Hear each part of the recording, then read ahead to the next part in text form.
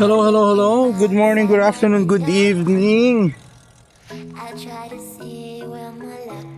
Today is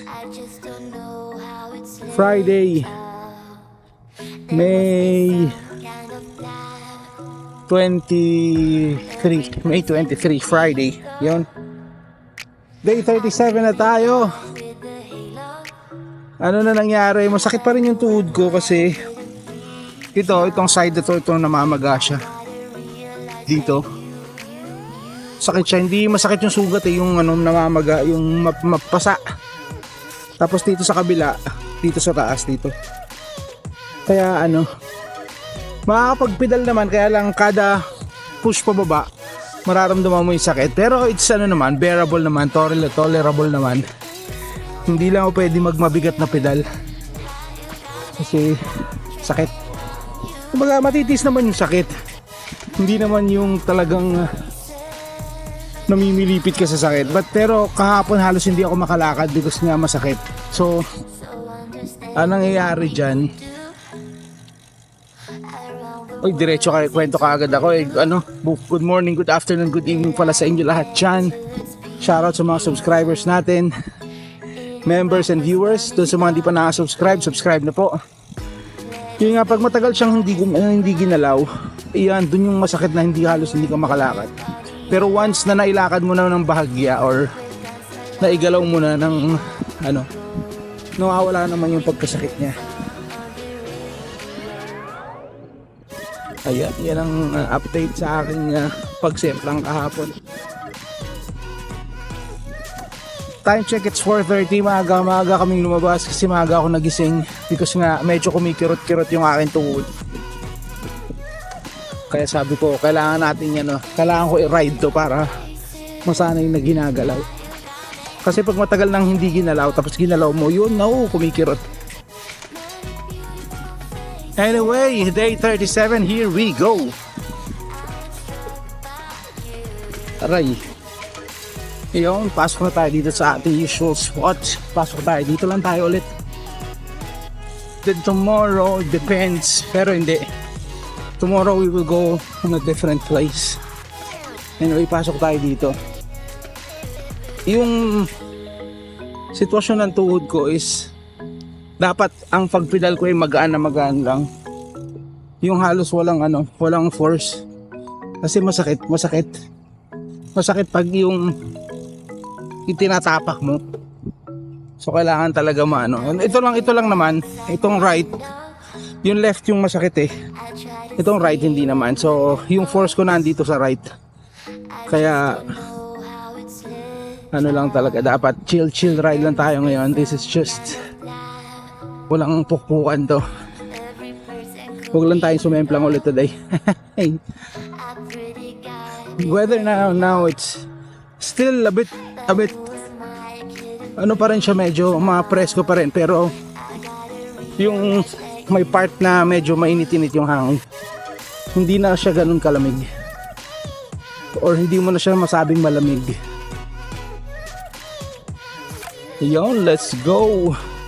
I-check ko lang ang tawag niyan, I'll observe kasi if I'm not enjoying, talaga puro sakit lang nararamdaman ko, I'll just go home.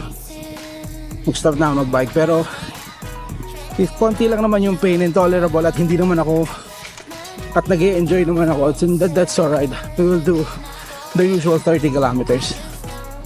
Yun, let's go. Ayan, so far nakaka 12 kilometers na ako, almost 13 kilometers na. Medyo may kasakitan siya. So kanina medyo bearable pa, ngayon habang patagal nararamdaman ko kasi lumalakas yung hangin. So pag sumalubong ako sa hangin, I need to put more weight on my leg. Yan, pag kinakargahan mo ng weight, kaya masakit. Kaya pag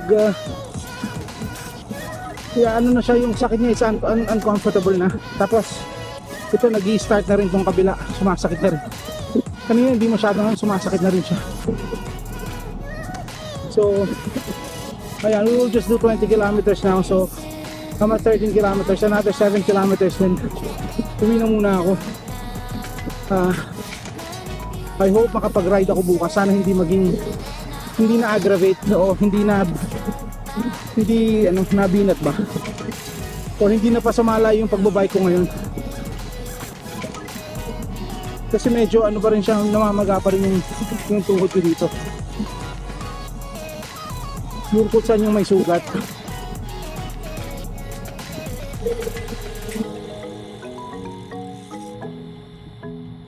Ayan, lalo na pag yung coming from a stop, yun yung masakit dahil you need to put on weight dun sa leg mo. Kailangan mo ipadjak ba? Kailangan mo siyang lagyan ng kargahan ng bigat. Kaya, ayan. Okay na rin ang 20 kilometers for now. It's a recovery ride na din. Then hopefully tomorrow makabawi tayo ng mas mahabang ride. So we don't know yet kung saan kami magra-ride bukas. So we will see. Tignan natin kung saan tayo magra-ride bukas.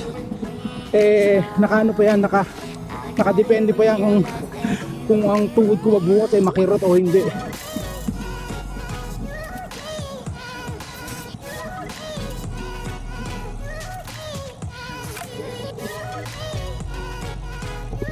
Ito, ayan, masakit.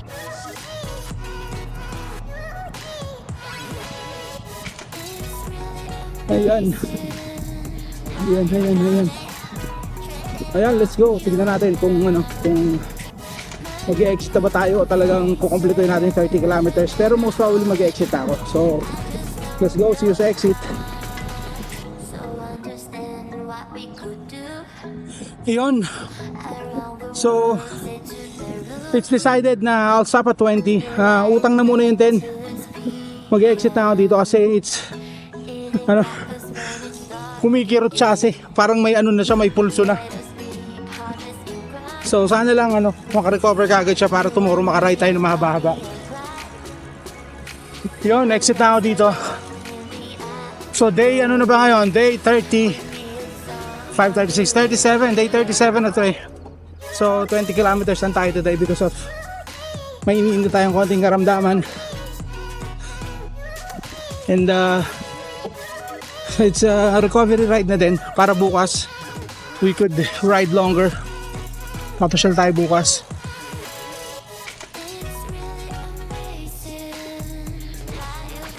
Yun lang. Maano talaga siya pag yung initial na padjak, yun yung masakit eh. Kailangan lang natin, we need to suck it up para mawala yung kung masyadong intindihin yung sakit. Although it was hindi ko man sinasabi that this is a miserable ride. Masaya, okay naman. Kasi ang tawag dyan, yun, na-enjoy ko naman tong ride na to. Yun nga lang, I cannot go beyond 20 kasi baka beyond 20 kilometers yung pagsisiyan ko na. Wala talaga akong plano mag-ride ngayon. Gusto ko sana mag-rest. Kaya lang, dumating na yung aking bagong gadget. Itong aking bike mount. Yung camera mount ko. Bago yan from Insta360. So it's called the third person camera mount. Kaya kita mo, gitnang-gitna siya ngayon. And it's very stable and very steady. Wala nang mga sagabal-sagabal dito sa aking mga handlebar. Yan, yun lang masishare ko. So see you at home. Let's go! But who am I kidding, please now? I gotta realize that you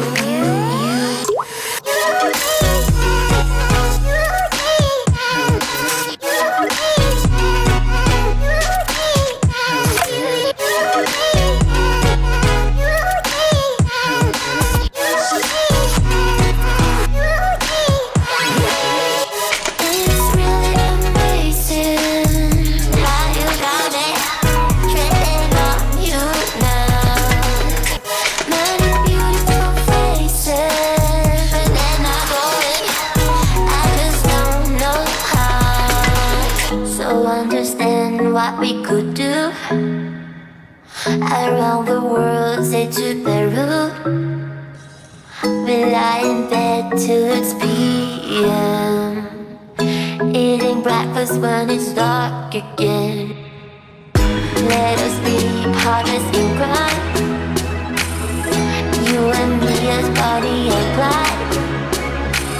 We'll dance along in the afterglow. With me a song on the radio.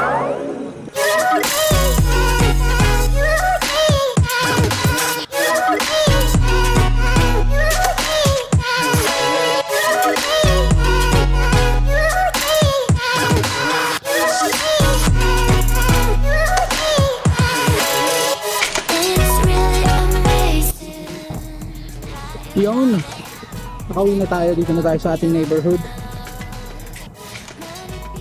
Ayan to, pag ganyang mabagal, masakit na talaga kasi talagang kumikirot. Kasi to, dito, may malaking bukol kasi dito. Tapos dito may malaking bukol.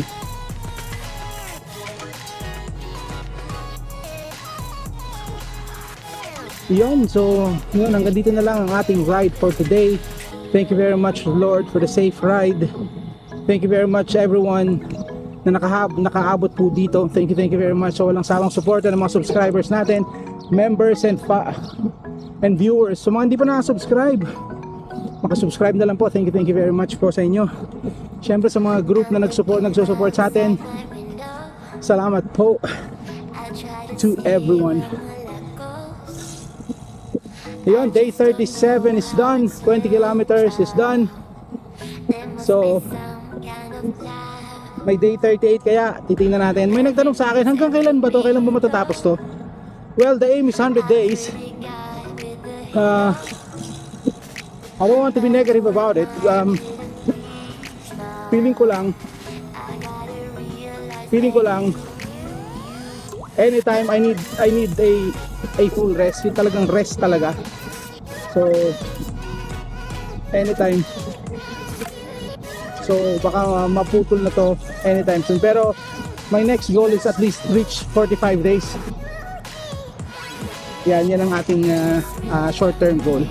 Well anyway, hanggang dito na lang. Gaya ng sabi, hanggang dito na lang. Thank you sa inyong lahat. Again, if you find this entertaining, interesting and helpful, please like, share, and subscribe. Let's go. See ya. So understand what we could do. Around the world, say to Peru. We lie in bed till it's PM. Eating breakfast when it's dark again. Let us be partners in crime.